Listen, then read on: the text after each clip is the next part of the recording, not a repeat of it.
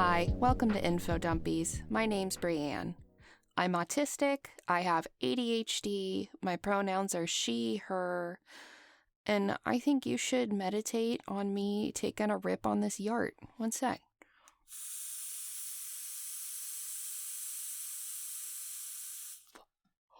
So peaceful. So peaceful and centered, I think. Hi. Hi, I'm Violet. I have ADHD. My pronouns are she, her. And I like to think that thinking about boobs is a form of meditation. And I try to practice that all the time. Honestly, it depends on how you do it. Very well, thank you. Yeah, that's why you wear glasses, is so you can see boobs better. Exactly. Gay? You understand. Yeah, Gay? That's why I wear boobs. That's why you wear boobs? Sorry, that's why I wear glasses. I can't stop meditating about boobs. Is my point. I got them on the brain. Yeah. Well, I don't know if you could tell, but we're talking about meditation today. God, we're talking about boobs, yeah. Oh wait, no. I took a massive rip on that cart. I'm immediately feeling it. I was gonna say, you feeling okay after that rip on the old? Yeah, I'm feeling great. I'm a professional. Okay, I'm cool. high for most podcasts I record Professionally. Okay, so we're going to talk about meditation today. And we're going to talk about it. My motivations for this. Meditation has helped me a lot. And I know that sometimes I was kind of like, about it, because it's one of those things where if you go see any sort of mental health professional and you've been waiting for this appointment forever, they're like, get enough sleep, eat food, exercise, meditate. And it's like the thing they say instead of actually helping you sometimes. Right. I definitely experienced a lot of that. Yeah, like but when you have ADHD, that's like the number one thing people recommend. Yeah, that and get a journal. Yeah, get a planner.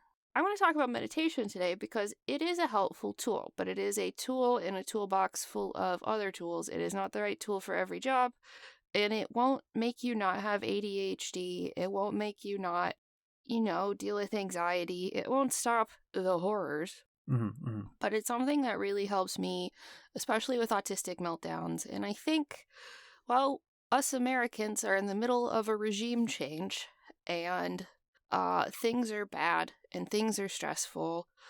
We are in Minneapolis. There are currently 3,000 Nazis on the ground here. And while it may, at least, yeah. And while it may seem silly to say meditate about it, I think one of our responsibilities to each other right now is to make sure that we are in a headspace to be locked into this long term to help each other. And part of that is learning to regulate ourselves so we can act under pressure and be better about that. If you don't have much motivation for meditation, thinking about it as something that helps your community because you are going to be in working order more often, not for productivity work, but to support your community, I think that's a really helpful tool to have in your toolbox, and there's such a low barrier to entry. A lot of Western meditation has been co-opted for capitalism. A lot of it is like, be more productive, focus better at work. Think about yourself, just yourself all of the time. Only think about yourself. Wait, do you mean to tell me that white people have taken something that another culture does and have exploited it for personal gain? Oh, yeah.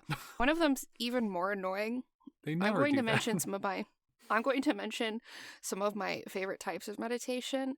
At the end of this episode, I learned that one of my favorite types, the U.S. Army rebranded as iRest, spelled like you would iPod, with a lowercase I for the Army, which made me so incredibly mad, not just because they were using it for that, but because they gave it such a dork-ass name.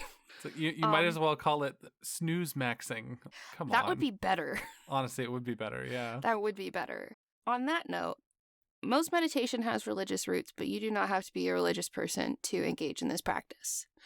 The types of meditation I'm bringing up today are open practices. You do not have to belong to any of the faiths that may have born these things to participate, but I do think having a respect for those faiths and an understanding of the context of the practice is important. So we are not like the U.S. Army, where we are taking a thing and saying, it's I rest now. I've made it void of its Yeah. context and original purpose. Different types of meditation are common among many religions. There are hundreds of types. I obviously can't cover all of them here. We owe the most popular meditation practices to those of Hindu, Zen, Taoist, and Buddhist faiths. And like I said, a lot of these practices have been taken from their original context and like twisted into a capitalist thing. We're not going to do that here. I will not be recommending apps to you that sell you guided meditation.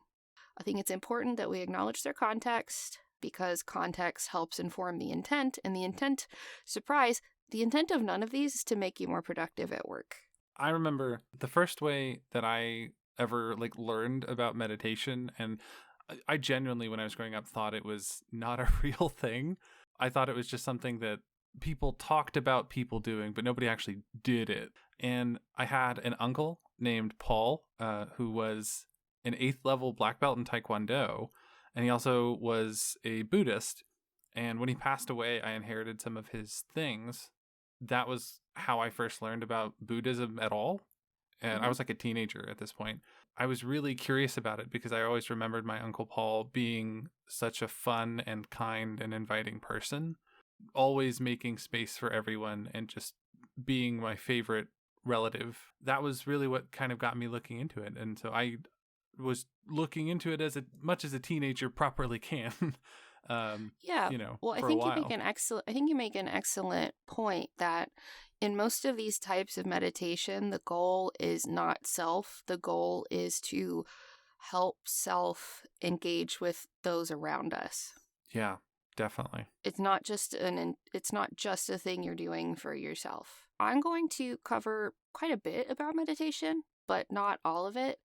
I'm also going to talk about the actual structural changes your brain undergoes when you meditate regularly.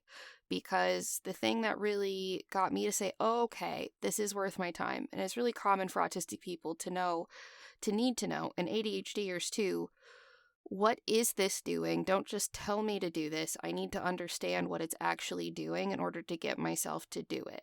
Like, I need the whole picture, right? Yeah. So, yeah, I could see how that would be helpful. Yeah, so I'm going to cover why the fuck you'd want to meditate and what it does to your brain. So, why the fuck would you want to meditate? Meditation. Pick up chicks. No, wait. No, not really. Maybe, not really. Nah. Meditation I'm going to filter something through my special interests. It's like weightlifting for the brain. I think that's a really apt metaphor, yeah. From what I know about it, anyway. Because when you do something regularly, like lifting weights, your brain starts creating new neural pathways to make it easier and take less energy to do this activity you're doing on the regular. My brain has said, oh, bench pressing. Okay, let's recruit more muscle fibers. Let's get faster and quicker at telling, this compound movement. And I don't have to think about my form really anymore because I've done it so much. And the reason I don't have to think about my form anymore and I just snap into it is because my brain has actually gone through structural changes because I bench pressed a lot. With meditation, it does the same thing, except this is an internal thing you're doing. That makes a lot of sense. You're creating these wider, faster train lines between this activity you do a lot often. Yeah. You started off with a 1-lane road and a bike, and you do it more often, and now it's a bullet train.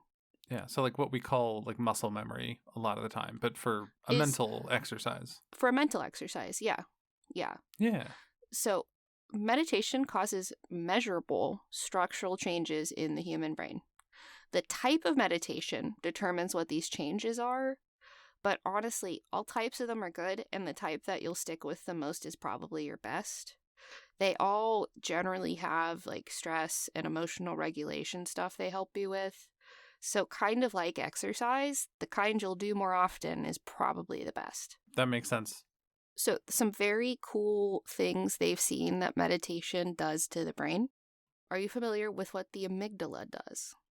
Oh, pop quiz. Amygdala, is that managing the autonomic nervous system? That is the fear center of your brain. Damn it. Ah, With panic, anxiety. There's that book, Autistic Thinking, where it talks about how autistic brains tend to be different from non-autistic brains. One of the variations we tend to have is a larger amygdala. So with anxiety and we're constantly having things trigger our nervous system. If we have an oversized amygdala, that's one of the reasons that some of us can have issues with emotional regulation. I probably have just a fat throbbing amygdala in there because I was born with the emotional regulation of a walnut. Yeah. If you hear me say to Brianne, "What that thing doing?" I'm talking about her amygdala, clearly. My amygdala, yeah. Yeah. But with regular meditation, imaging has shown that the amygdala actually shrinks. Oh, wow. That's really cool. So, it literally, it straight up gets smaller. Reduces in size. Clinically significant reduction in size. But what this does, it makes it easier not to get hijacked by your emotions and react calmly. So something might set you off, and instead of your amygdala going, freak out now, it's like, oh, I'm feeling that thing. Hold on. I don't know if you need to get involved. And you have more time to react calmly. Yeah, and if you're listening to this and you're like me, who is a very traumatized individual, that sounds very appealing. I would love to do that. And I do recall back when I tried to learn meditation, I definitely remember there was a long period of time where I was just trying it, and I had a very childish idea of what would happen, essentially, and I was never quite sure if it was working. And then all of a sudden, I just started kind of noticing that after I would do it, I would feel better in a very vague sense. Yeah. And eventually, I just kind of fell out of the practice of doing it. I'm going to explain to you why you felt better. Oh, the neurochemical reason you felt better. Oh, hell yeah. So one of the other changes that a brain can undergo with meditation is changes in activity to the prefrontal cortex. Now, pop quiz time. Do you know what this part does? The prefrontal cortex. That's if I recall correctly, it's like the upper frontmost part of the brain, like right behind your forehead, right? But what does that do? That, if I recall correctly, is the behavior center of the brain, like your decision making. That is where all the executives for the function like to hang out. Okay, I was kind of close. That is on its focus-based stuff. Okay. The more in task-oriented things. So this is where a lot of the executive function skills happen. Gotcha. This is a part of our brain that has the most activity when we're paying focused attention to something. Okay. And meditation on fMRI has shown increased activity in the prefrontal cortex of people who meditate regularly. Oh, interesting. So I have an episode about executive function skills. If you missed that, you can go back, because executive function is actually 12 different skills in a trench coat. But more activity in the prefrontal cortex can help with emotional control. It can help with impulsivity and runaway thoughts. When you have ADHD, the next part of the brain I'm going to talk about, the default mode network, just kind of takes over. And that's where you can have rumination, perseveration. Rejection-sensitive dysphoria? I don't know that about RSD. Oh, interesting. That's a good question. I feel like it might be. I don't know if it is or not. It would make sense. Yeah, I didn't actually look that up, but it would make sense that would be because the default mode network is where most of your self-referential thoughts happen. So RSD makes sense that would happen. But anyway, for your prefrontal cortex, it can help your ADHD. It gives you more hang time between having an emotion and then acting on impulse from that emotion. I could use that. It can help. Yeah. It can help with all of the executive function stuff. And again, I meditate regularly, and I'm still an ADHD bitch. So it's not like I suddenly don't have ADHD, but it doesn't take me 4 hours to change my bedding anymore. I saw an ad for a simple salt trick that gives you a boner for hours on end. So will it do that? That won't. Oh, man. And then the other place it changes is the default mode network, which I mentioned. The default mode network, anytime you're not actively focusing on anything, that's what fills in the blank space. Gotcha. That's where daydreaming happens. That's where self-referential thought happens.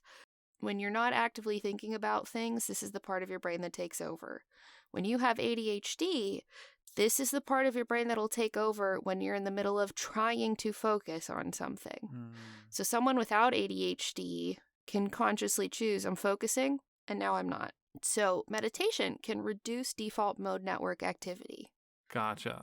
That sounds good. I could definitely use that because I think that's definitely, of all of my ADHD symptoms, that is the one that I struggle with because genuinely, I feel like if someone were to like put a gun to my head and say, focus on this one thing for 30 seconds and don't look at anything else, don't talk about anything else, I would get shot. Like I would lose because I genuinely, it's such a struggle to try and just focus on something. Even with my ADHD medication, it's so difficult. Yeah.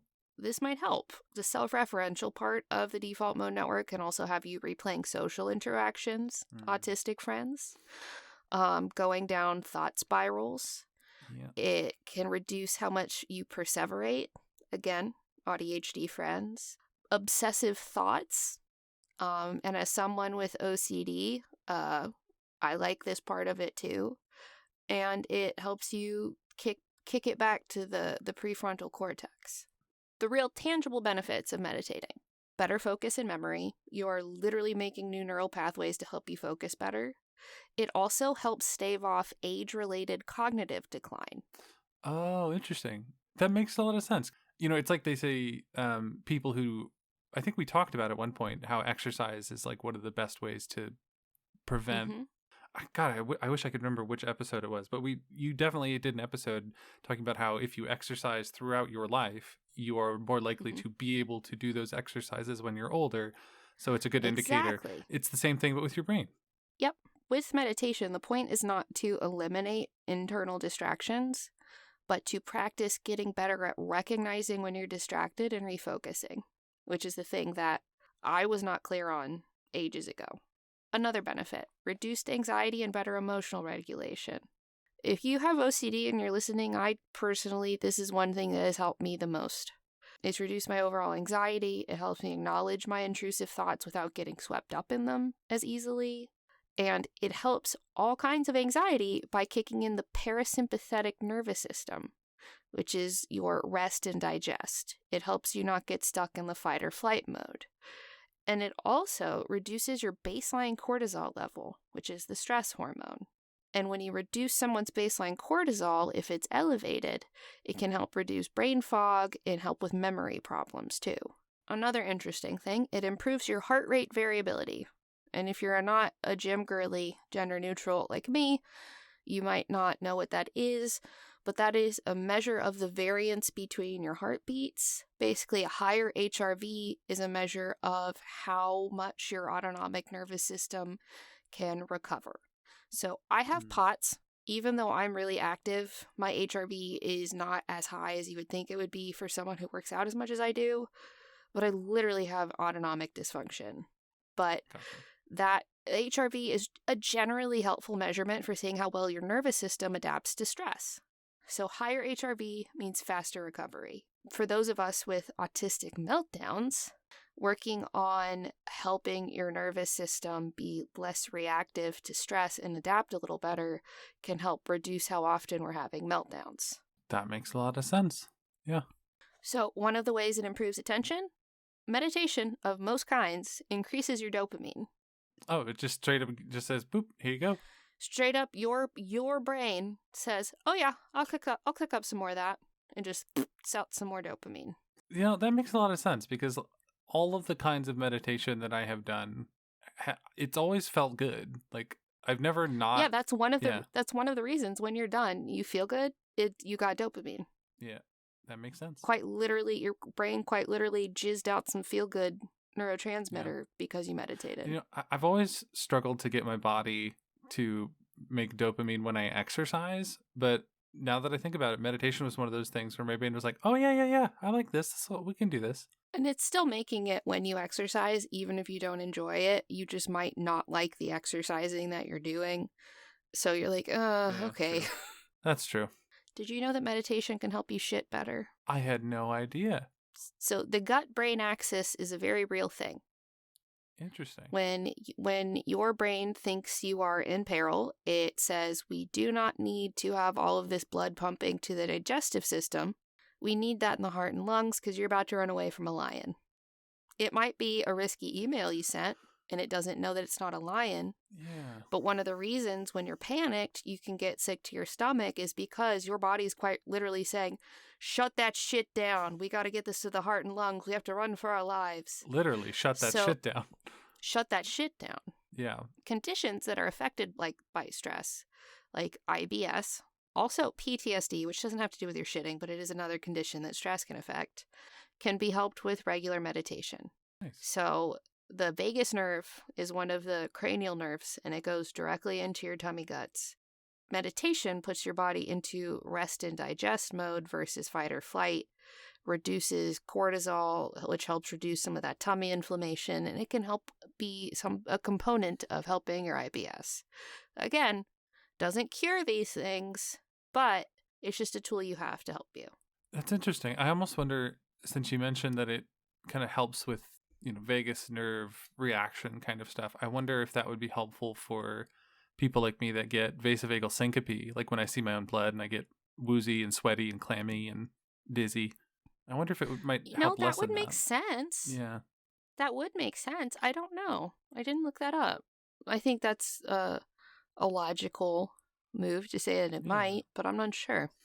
Get to it, science people. Someone probably has looked at it. Probably, yeah, true. So there's some categories of meditation, and the different types of meditation offer different benefits, but again, it's whatever one you're going to do more. The most common and the easiest to dip your toes into is focused attention meditation. Gotcha. You focus on a single thing. You practice returning your focus to that thing when your thoughts start wandering. This is the most common type. There are so many things you can focus on in the hundreds of types of meditation out there. You can focus on your breath, a mantra, a candle flame, a certain area of the body, a certain idea, a certain concept, a certain sensation. There's so many things people focus on.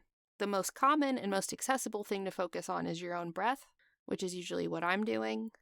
And with focusing on your own breath, it also has the added benefit of getting you to do more deep breathing, which is, again, really good for calming your nervous system down. So focused attention meditation is best for improving cognition, emotional regulation, and strengthening the prefrontal cortex. Then there's open monitoring meditation. I haven't heard of this one. This one sounds like kind of meta, and it's a little more advanced than focused meditation, like focused attention, but it's totally achievable. It is not about focusing on an individual thing, but rather viewing your stream of consciousness and thoughts as a detached observer. There's a very common thing to describe it as taking the filmmaker approach. You are watching, but you are not in the scene yourself. For me, I feel like it's personally helped my OCD a lot. Interesting. So it's about becoming an observer and not being inside of the thought. You are outside of the thought. You are not swept away by it. Interesting. You're just merely observing that you're having it. So before I started meditating, one of the things my therapist helped me with to kind of think of my intrusive thoughts was think I have a ghost who occasionally haunts my brain. Mm. The ghost does not live here. The ghost is not part of the house. The ghost is here. I acknowledge that the ghost is here. I'm not pretending it's not here, but I also don't have to talk to the ghost, or else it'll stay longer. The more I react to the ghost, the longer the ghost is going to hang out. The ghost will come haunt me again, and that's fine. I can just watch the ghost and keep doing my thing, which is essentially having me do this concept in open monitoring meditation. The one thing that I really struggle with in a lot of mental health general settings is the concept of sitting with your feelings.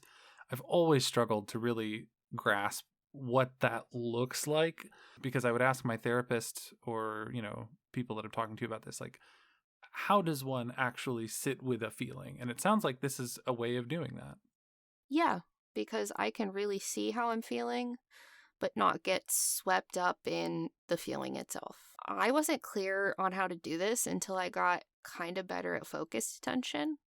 At the end, I'll share one of my favorite meditation practice that actually includes both focused attention and open monitoring. Oh, But yeah. open monitoring is best for helping emotional regulation, rumination, perseveration, practice feeling an emotion without necessarily reacting. And for me personally, there's not a source for this, but this is the one that helps me manage intrusive thoughts easier. So, a third kind is loving kindness meditation. And this is also called metta, which is a Buddhist meditation cornerstone. So, this Gotcha. meditation practice is focused on cultivating positive, loving thoughts to those around you and your community. That sounds so nice. There are different types of loving kindness meditation. I'm actually going to talk about one at the end. That is the type that I kind of vibe with. Loving kindness meditation has been shown to increase vagal tone. So basically, to make your vagus nerve less reactive. Oh, interesting. Autistic people tend to have lower vagal tone at baseline because cognitive overwhelm triggers ours, which is so easy to happen. So ours is kind of on a hairpin trigger. So stuff that we can do as autistic people to increase vagal tone can help us not have meltdowns and shutdowns as quickly, recognize when we're getting overwhelmed sooner. But there's some interesting stuff that loving kindness meditation helps with, and there's studies on it that are wild to me. And one of them, I was like, it does what? It reduces migraine pain. Oh. There was a study, it's Tonelli et al. From 2014, saw that just a brief loving kindness meditation session reduced pain immediately in people having a migraine. And it was also self-reported that the people with chronic migraine felt some emotional tension relief. That's so interesting. Yeah. Decreased chronic pain, decreased PTSD and schizophrenia symptoms. It strengthens the part of the brain used for processing emotions, like by actually increasing gray matter in those areas related to emotional regulation. The schizophrenia symptoms part is really interesting to me too. And it actually, there was a small study where it seemed to reduce the biological age in a group of women, straight up longer telomeres. That's wild. It's really interesting that this one particular type of meditation would have all of these pronounced effects compared to other types of meditation, which of course have their own like benefits and things, but there's so much physicality to the love and kindness meditation. That's interesting. And I also think it's interesting that this is the one that I feel like people know about less. Yeah, I've never heard of it. It is the one that is less helpful for executive function and less helpful to capitalists and more about fostering community and being less individualistic. Yeah. And it's like, that is the one that they don't talk about as much. I think this must be the kind that my Uncle Paul was doing. I don't think I ever learned the term for it, but like I was looking into general like meditation stuff, and I think I was mishmashing all kinds of stuff. But this sounds like your Uncle Paul was Buddhist. He absolutely was doing this. That makes a lot of sense. Yeah. Interesting. Yeah. So some of my favorite types of meditation. I really enjoy Vipassana. That is a traditional Buddhist practice dating back to the 6th century. And Vipassana is a Pali word meaning clear seeing or insight.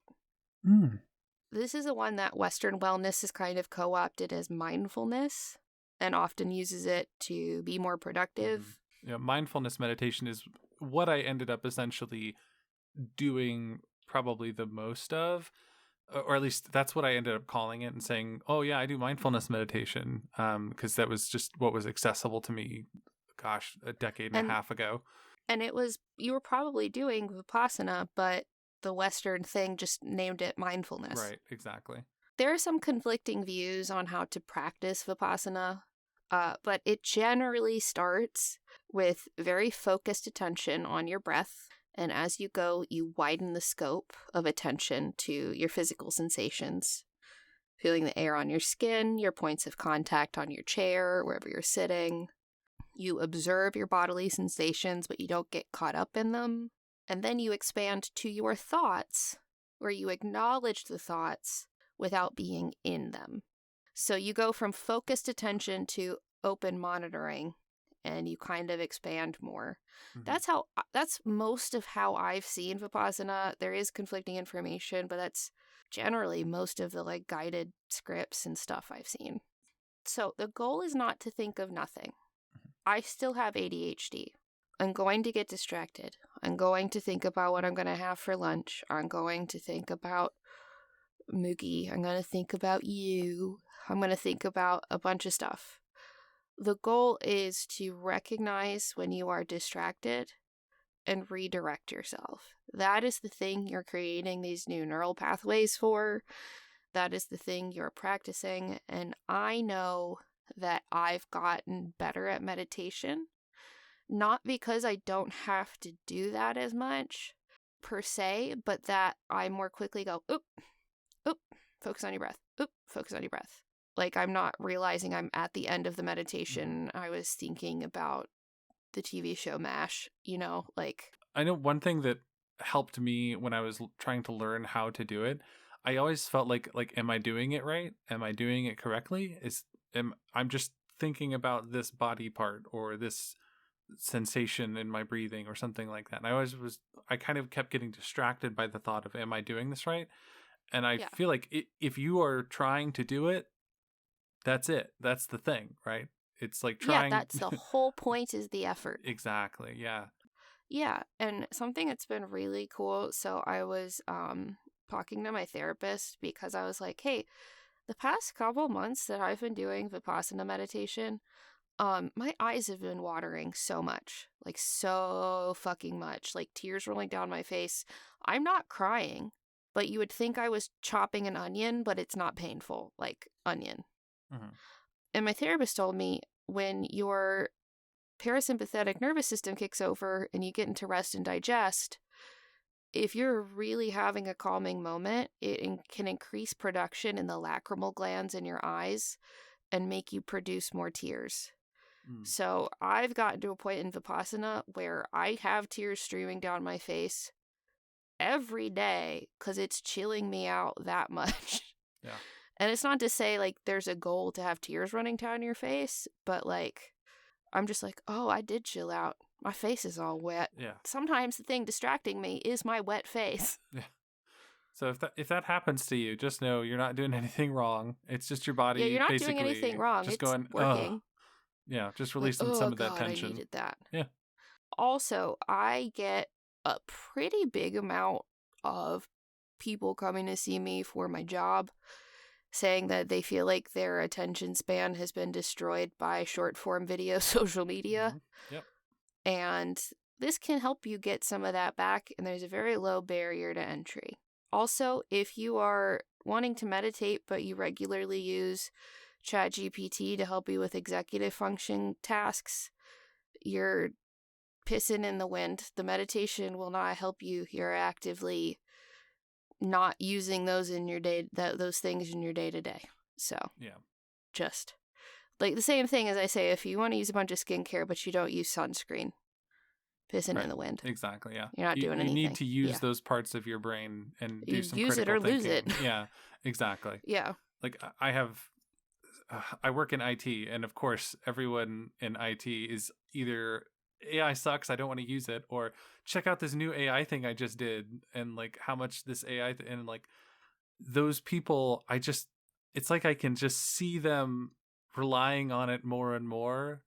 And James was saying that last time their mom came to visit them, that she was just asking it everything, like what's good at this restaurant, and not like looking. Wow. Yeah. Yeah. Anyway, I don't want to go on a rant about that, but you have to do these things, these uncomfortable things. Yeah. But yeah, when you're complaining about not being able to pay attention for 30 seconds, Vipassana can really help. Oh yeah. My other favorite kind, which some people claim is not meditation, and I don't know why some people do and some people don't, is yoga nidra, or yogic sleep is also what it gets called. Some people say it's not meditation, I was finding. I'm like, how do you not? They say it's a relaxation technique, but it literally involves focusing, whatever. Yeah. This one I like to use as a tool when I feel like I'm about to have a meltdown. I forget what even set me off, but it was like a couple weeks ago. We're about to play D&D. We had 15 minutes until D&D, and I was absolutely in the throes of a meltdown, and I was able to have the wherewithal to get my computer out, go to one of my saved Yoga Nidra guided meditations that was 12 minutes long, do that for 12 minutes, roll up just in time for D&D to be like, hi, I'm Jorkin de Peanuts, the Goblin Bard. I wasn't crying. So I like this one as part of my like reactive plan when I feel like I'm about to have a meltdown. Yeah. And I think I maybe earlier got this confused with the I think you did, Vipassana. because this is the one I recommended to you the other day when you're having a panic attack. Yeah. Yeah. Yeah, but still, you see how you're meditating on certain things. Like I don't get how people don't. So I got them mixed up because it seemed like the concept seemed very similar to me. There are differences. Both Vipassana and Yoga Nidra have structures to them, and the Yoga Nidra structure is a very like firm structure. This comes from yogic text. Comes from the practice of yoga, but you are not moving your body in anything but corpse pose. You get to do this in bed. Yeah. So this is part of yoga. It is a state where your body and brain are at rest, like while you're sleeping, but you maintain consciousness and awareness. This is not just chilling with your eyes closed. Your brain waves literally change to the sleep ones, which I will get into. It is structured. There is a pretty like firm structure for Yoga Nidra, but each part of the meditation helps you get further into this state. You focus on your breath. You call in your sankalpa or intention, which is in the present tense. It's something affirmative. And then you have your focus shift to different areas of the body, which in Western stuff just gets called body scan meditation a lot of the time. There is no sankalpa. There is none of the other stuff included in it.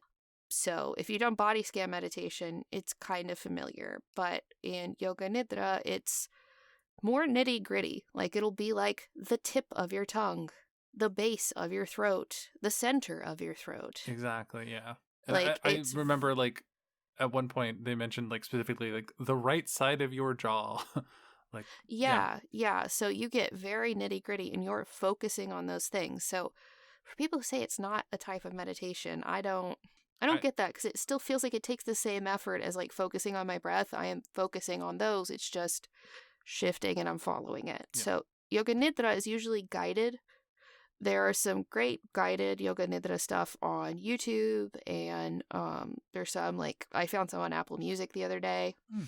Okay, so you focus on different areas of the body, and then you often engage in some visualization, usually having some elements of nature. You reflect on your sankalpa or your intention once again, and then you focus on the breath once more and you reflect on your practice. This is very reductive. If you do Yoga Nidra, I know it's got more like solid steps to it, but the basics of it are that. Yoga Nidra has been shown to improve red blood cell count, improve your hormone levels and general hormone status, like for cortisol and melatonin and stuff. It increases endogenous dopamine release, so increases dopamine, and increases melatonin production, which is not just for sleep. It increases melatonin production because it activates the pineal gland, and that is the gland that controls your circadian rhythm. But that's also what helps regulate menstrual cycles. Oh, interesting. So a lot of the research they've done on Yoga Nidra is for people like me with endometriosis and period issues. And there are some cool studies where it actually helps a lot of us with menstrual issues.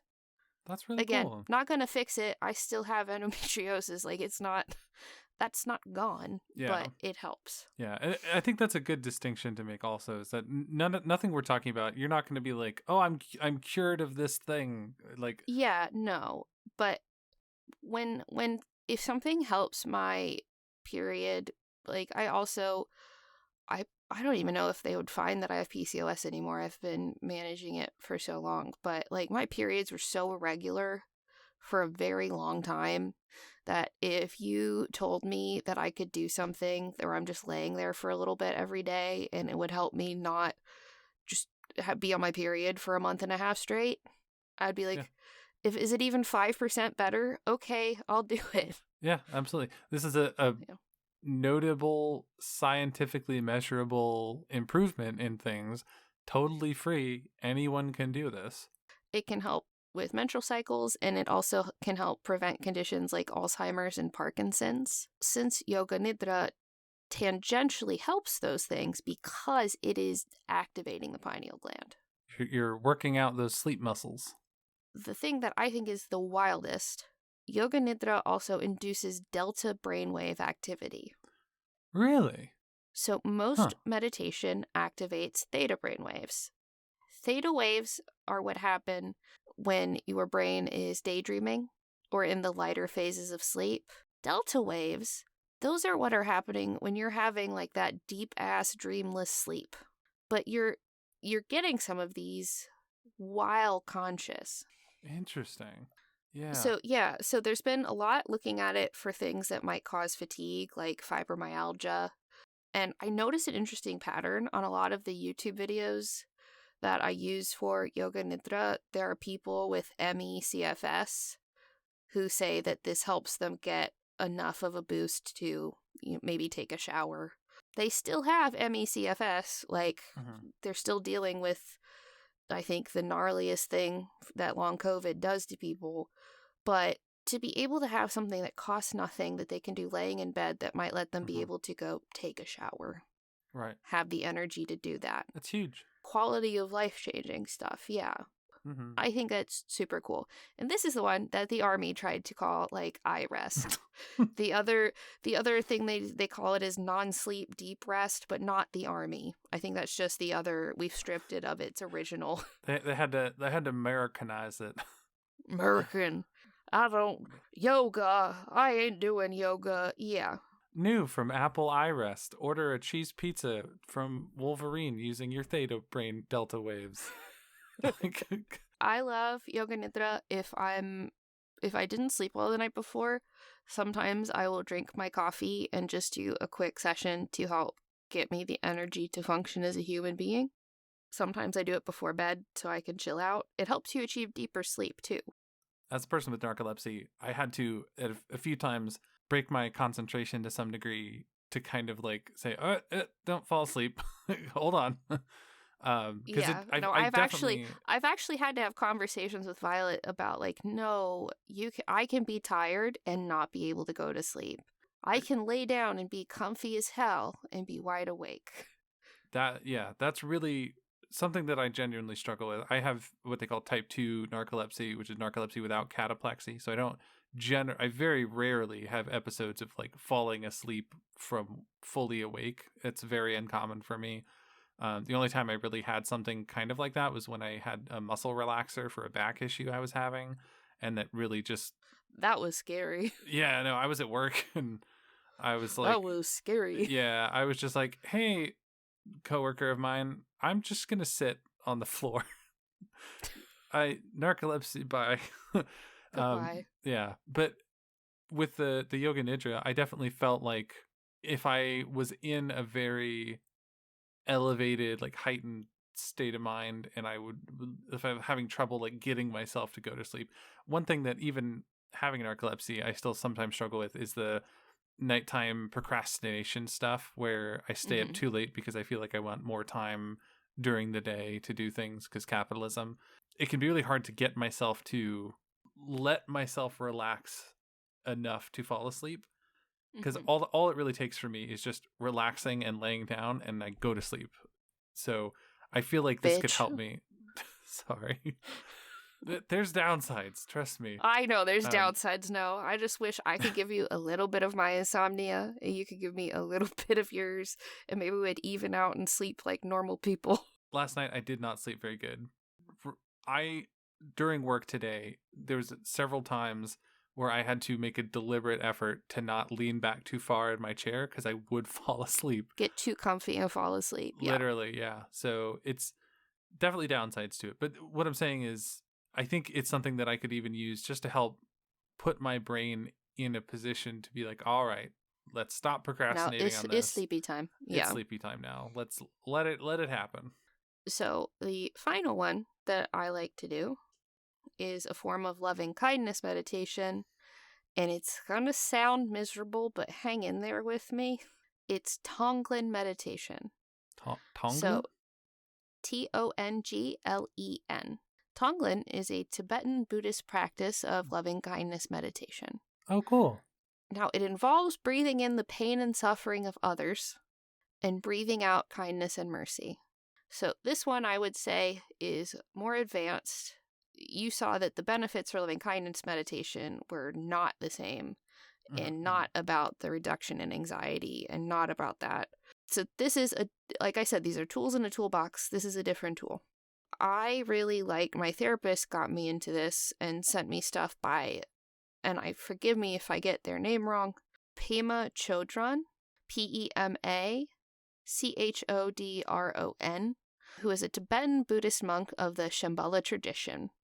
And she has some great stuff on YouTube for kind of explaining it, dipping your toes in, some guided audio to help you with loving kindness meditation. There is a structure. I like Tonglen because it acknowledges the pain and suffering around me, the pain and suffering inside of me. It doesn't have me ignore it. It encourages me to be present in that, but not consumed by it, and transform that suffering into kindness and compassion. And compassion, by definition, requires you to take action in reducing the suffering of others and self. I think this one is helpful to me right now because I live in Minneapolis, and this encourages you to sit with the feeling, but not get lost in despair. And I like that the goal is compassion for others, because the antidote to despair is action, and helping others helps us all. And if we all took some of that suffering and we all carried that load, it would be a lot less for all of us. Yeah. To me, this very much fits into the idea that nobody is free until we are all free. With current events, I think stuff like Tonglen meditation can be a tool to help give you the drive and the presence of mind to not get swept away in all of the suffering, but understand that you have something to offer to reduce that in others. So Tonglen helps us sit with suffering, accept that it's there, not get too attached to that feeling, but turn that into loving kindness for those around us. So I know that sounds like a more esoteric take, but you will build your resilience and help your community in the long run if you can do more of this. Yeah, meditation. I didn't cover everything, but I think it's neat, and it doesn't cost anything. You don't have to be able to do a whole hell of a lot. You just lay there. Plenty of good stuff on YouTube. I think meditation's really freaking cool. Yeah, go do some meditation. And preferably honoring the origins of where that meditation practice came from, and not using this wisdom that these people have had since, at least one of them I know, since the 6th century, and not using that for capitalism and individualism, but using it to be more present and to be better at being in community with others. Yeah. Well, I think I'm going to go meditate on your boobs. I'm going to go meditate on your boobs. We should get two bathtubs. If I'm meditating on your boobs and you're meditating on my boobs, who's flying the plane? Oh, no! Who's flying the plane? Oh, God.